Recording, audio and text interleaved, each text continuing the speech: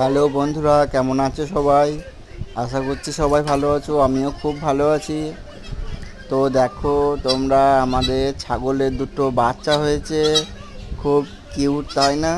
কালকে হয়েছে, তো ভাবলাম তোমাদের সঙ্গে একটু শেয়ার করি। তো দেখো, আর ভিডিও ভিডিওটা ভালো লাগলে লাইক, কমেন্ট, শেয়ার, সাবস্ক্রাইব করো। ঠিক আছে বন্ধুরা? তো টাটা।